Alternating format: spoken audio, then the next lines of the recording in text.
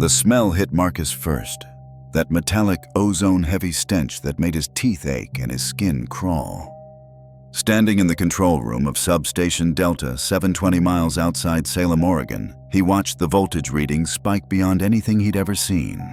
The digital displays flickered between impossible numbers 500,000 volts, 750,000, then a sickening jump to 1.2 million before the screen went black entirely.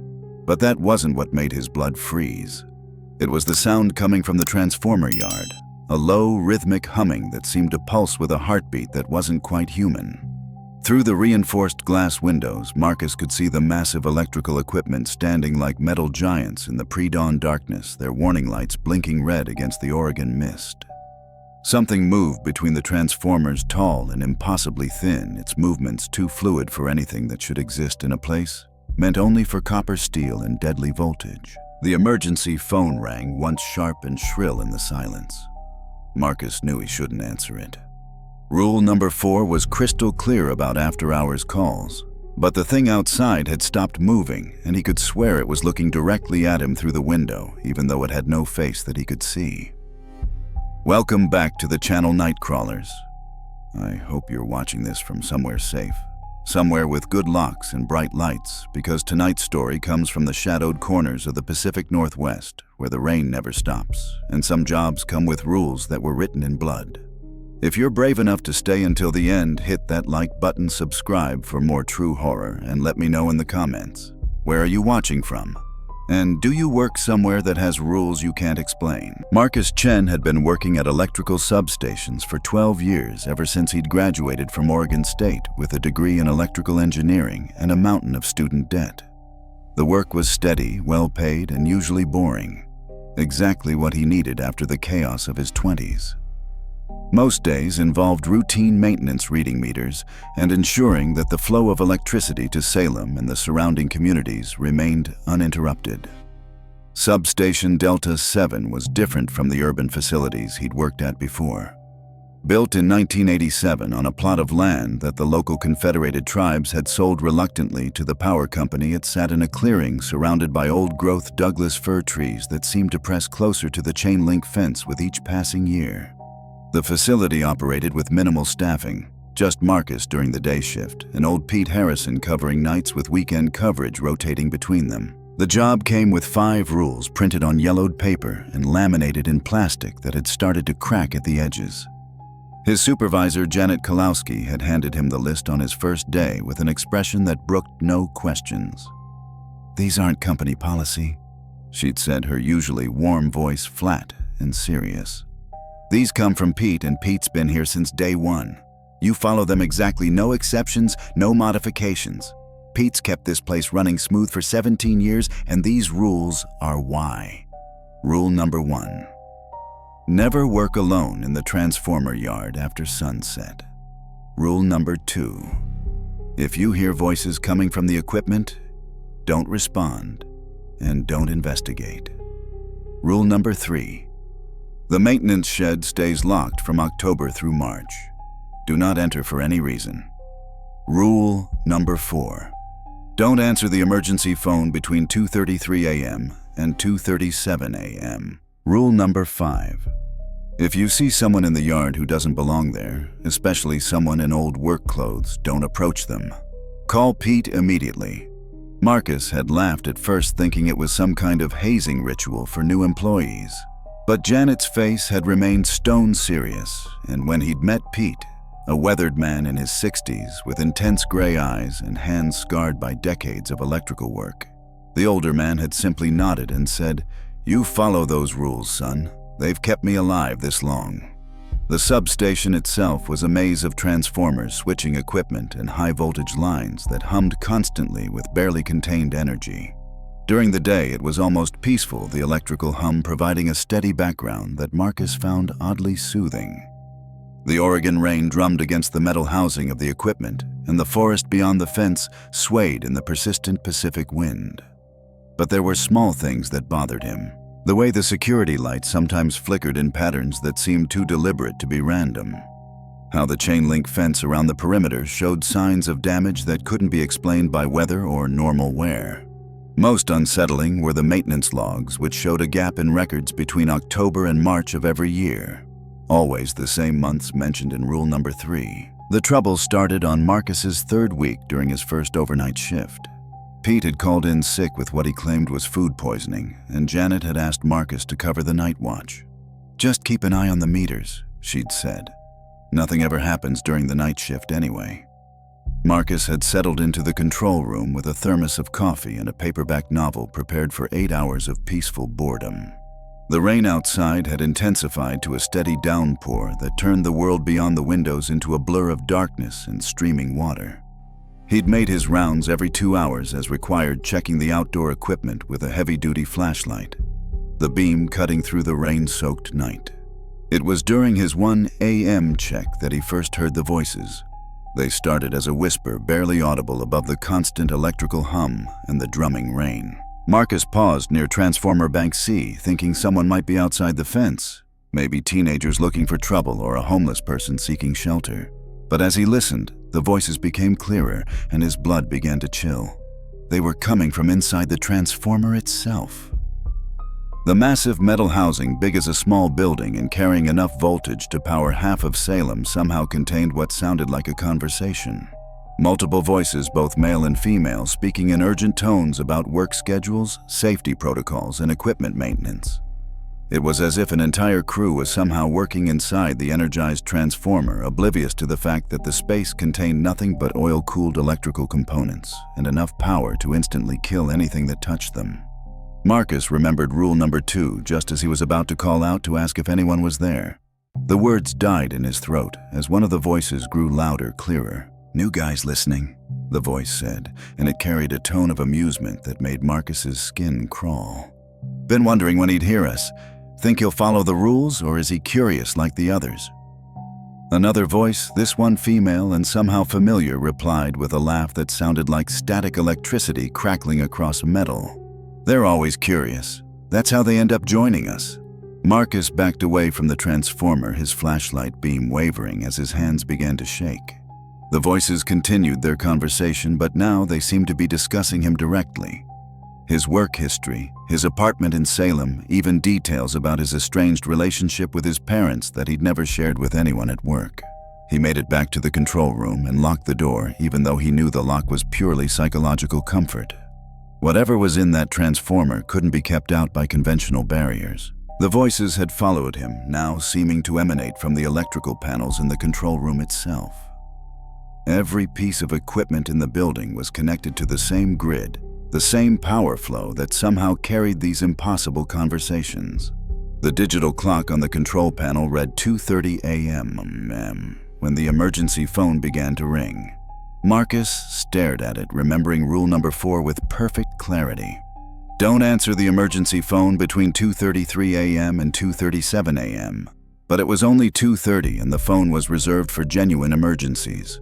Power outages, equipment failures, threats to public safety. The ringing continued sharp and insistent in the small control room. Marcus reached for the receiver, hesitated, then grabbed it just as the clock ticked over to 2:31. Delta-7 Control, this is Marcus. The voice that replied was his own. Marcus, this is Marcus. You need to get out of there right now. They know you're listening and they're coming for you. Don't trust the rules. The rules are how they get you to stay long enough. The connection went dead just as the clock hit 2:33 a.m. Marcus sat frozen, staring at the phone in his trembling hand. On the security monitors, he could see the transformer yard clearly despite the rain and darkness. Everything looked normal. Massive electrical equipment standing silent in the night, warning lights blinking their steady patterns, no sign of movement or disturbance. But in the reflection on the control room window, he could see someone standing behind him. Someone wearing the same work uniform he had on, with the same face watching him with eyes that held no trace of humanity at all. Marcus didn't turn around. Something primitive in his brain, some survival instinct honed by millions of years of evolution, told him that acknowledging the presence behind him would be a mistake he couldn't undo. Instead, he kept his eyes fixed on the security monitors, watching for any sign of movement in the yard, while the reflection in the window remained motionless behind him.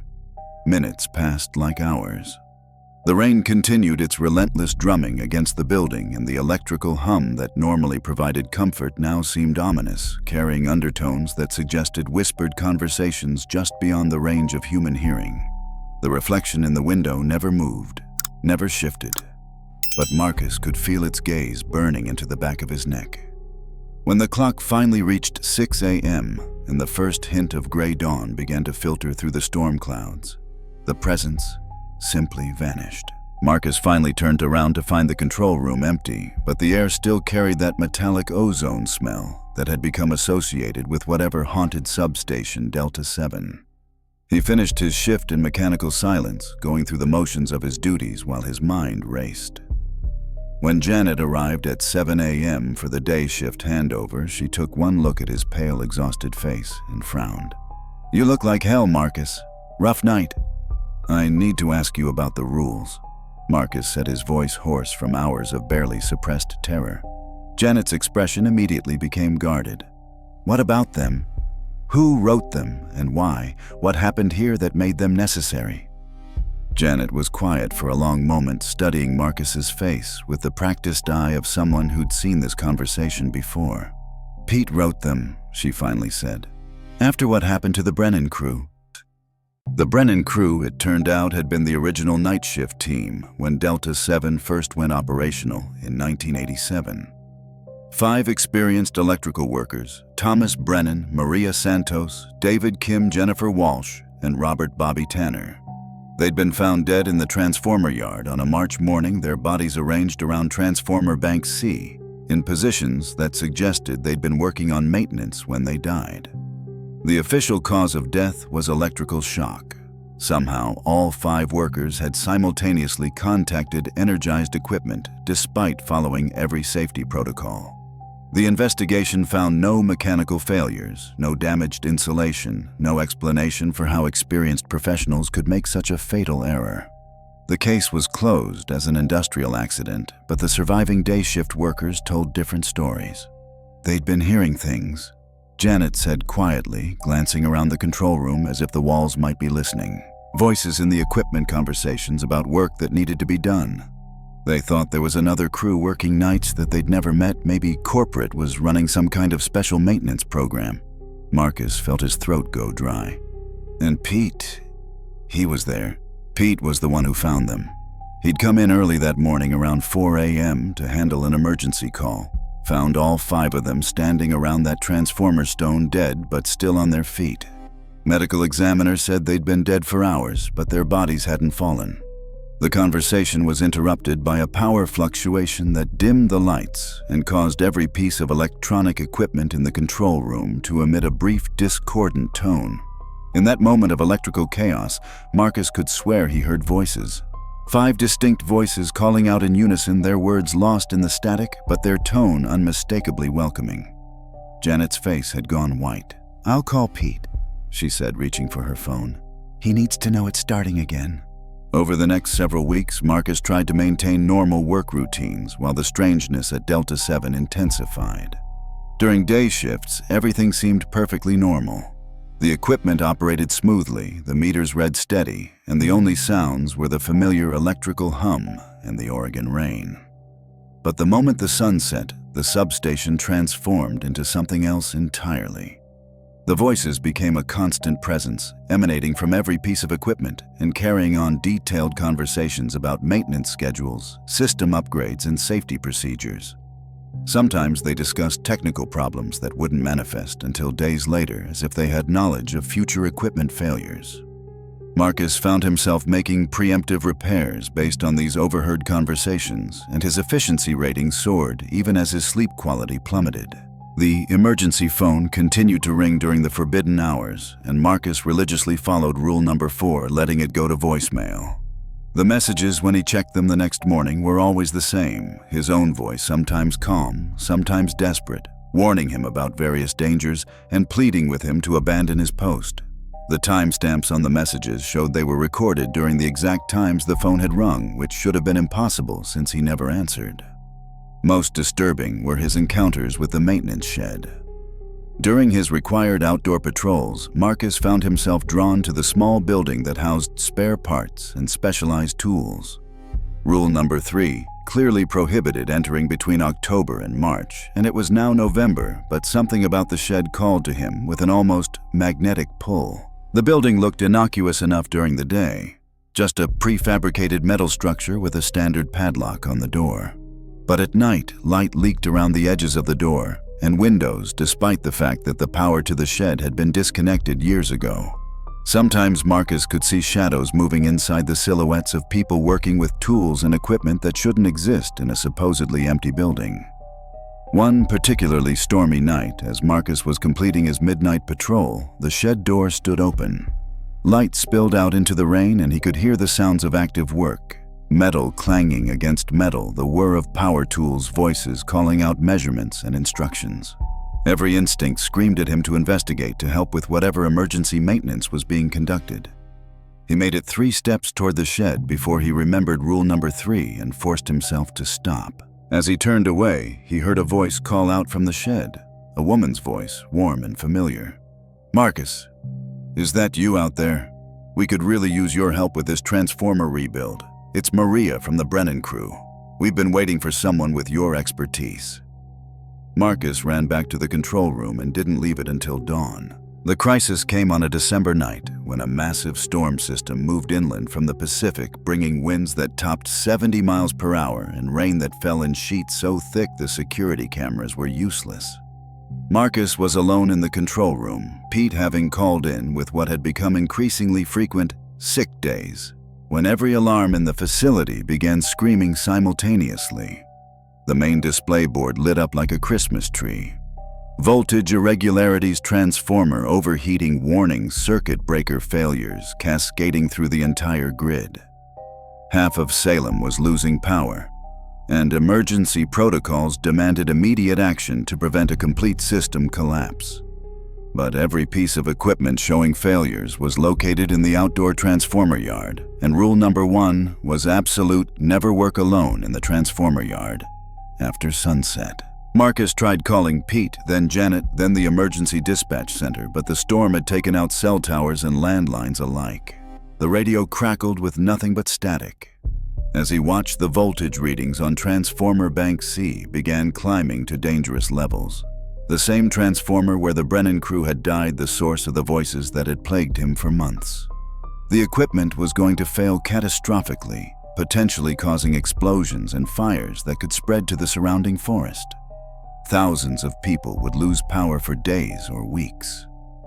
Marcus had sworn an oath when he took this job: to maintain the power grid that kept communities alive, especially during emergencies like this. He grabbed his safety gear and headed for the door, rule number 1 echoing in his mind even as he overrode the electronic locks and stepped into the storm. The wind hit him like a physical force, driving rain into his face so hard he could barely see through his safety glasses. The transformer yard was a maze of shadows and warning lights made treacherous by puddles of standing water and debris blown down from the surrounding trees. Marcus made his way toward Transformer Bank C, guided by the angry red glow of overheating equipment and the smell of burning insulation. That's when he saw them. The Brennan crew stood in a circle around the transformer, wearing the same work uniforms they died in nearly 4 decades ago. But these weren't the rotting corpses of horror movies. They looked exactly as they had in life, their faces animated with the focused concentration of experienced workers handling a complex repair. They moved with purpose and skill, using tools and equipment that materialized in their hands as needed. Marcus. Maria Santos looked up from a control panel, her face breaking into a warm smile. "Perfect timing. We need someone to monitor the voltage levels while we reroute the primary feeds. This storm's playing hell with the grid." Thomas Brennan, the crew leader, nodded approvingly. "Good man coming out in this weather. That's dedication. Most people would just let the equipment burn and blame it on the storm." Every rational part of Marcus's mind screamed danger, but the crew was actually fixing the problems. As he watched, the voltage readings on his handheld meter began stabilizing. Warning lights switched from angry red to steady green. The crisis was being resolved with expertise that bordered on supernatural. "How?" Marcus found himself asking. "How are you here?" "You died in 1987. David Kim looked up from a junction box, his expression matter of fact. "Died at work, stayed at work. The grid doesn't maintain itself, and there's always more to do. Always another emergency, another crisis that needs skilled hands. Jennifer Walsh was manipulating electrical components that Marcus knew should have killed her instantly. High-voltage lines sparked and crackled around her hands, but she worked with them as if they were harmless garden hoses.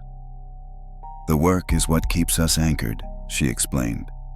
"Every repair, every emergency response, every life we keep the power on for. It gives us purpose, keeps us real." Bobby Tanner, the youngest of the crew, grinned at Marcus with boyish enthusiasm. "It's not so bad, really. You get to see the whole system, understand how everything connects. The power flows through you, becomes part of you, and you never have to worry about shift schedules or vacation days again." As the storm raged around them, Marcus found himself drawn into their work rhythm. They handed him tools that felt solid and real, pointed out components that needed adjustment, included him in their technical discussions with the easy camaraderie of experienced co-workers. For the first time since starting at Delta-7, Marcus felt like he truly understood the facility's electrical systems, not just as individual components, but as a living, breathing network that required constant attention and care. The work was mesmerizing, almost hypnotic. Time seemed to slow down as Marcus lost himself in the familiar routines of electrical maintenance amplified by the supernatural expertise of his new colleagues.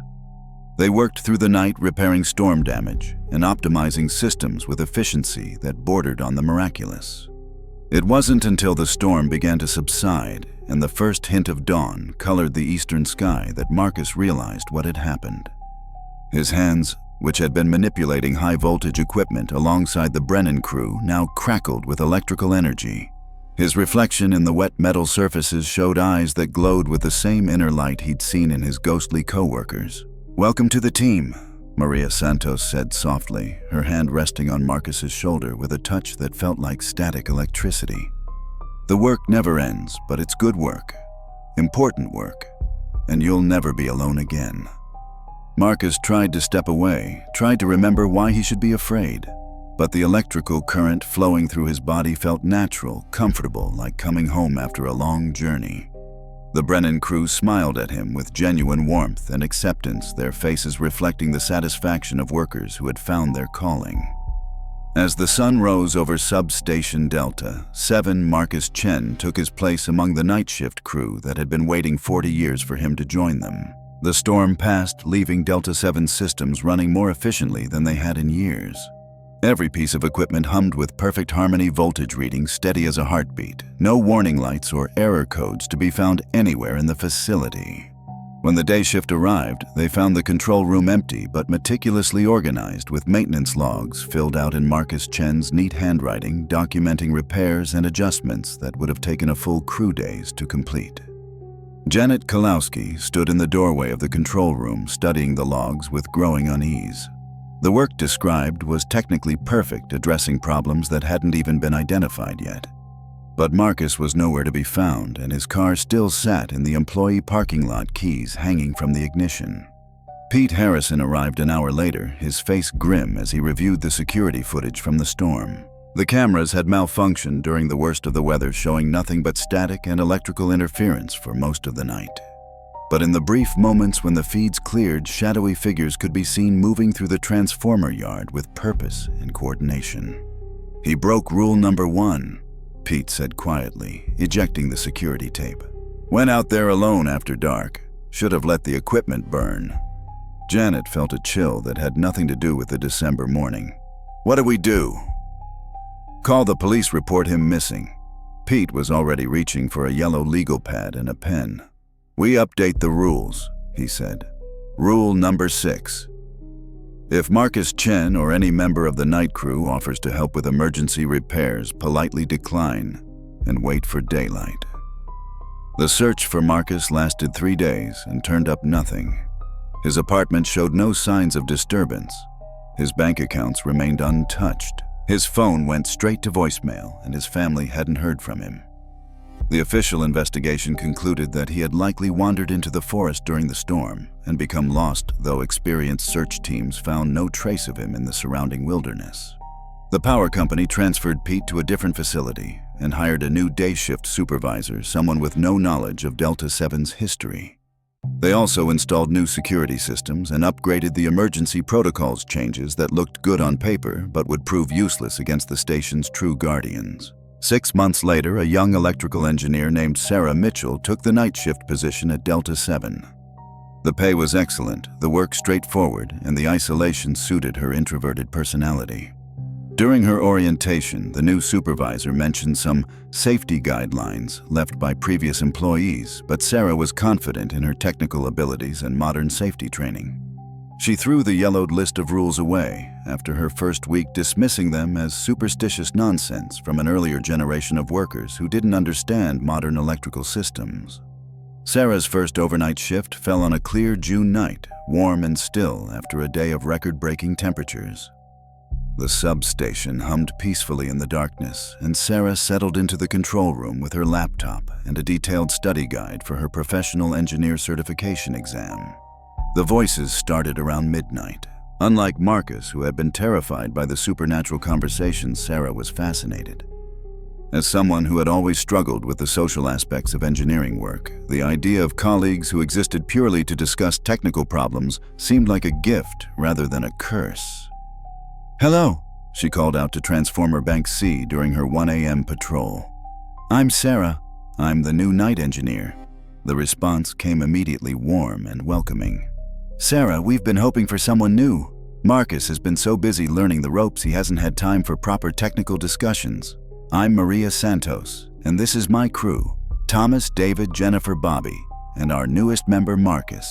We're always excited to work with someone who appreciates good engineering." Through the massive metal housing of the transformer, Sarah could see the faint glow of work lights and hear the familiar sounds of electrical maintenance. For the first time since starting her career, she felt like she'd found colleagues who shared her passion for the elegant complexity of power systems. The emergency phone rang at exactly 2:33 a.m. Sarah answered immediately. "Delta-7 Control, this is Sarah." "Sarah, don't listen to them." Marcus's voice came through clearly, filled with desperate urgency. "They're not engineers. They're not your colleagues. They're—" The connection filled with static, and when it cleared, a different voice spoke. Maria Santos, her tone disappointed but not surprised.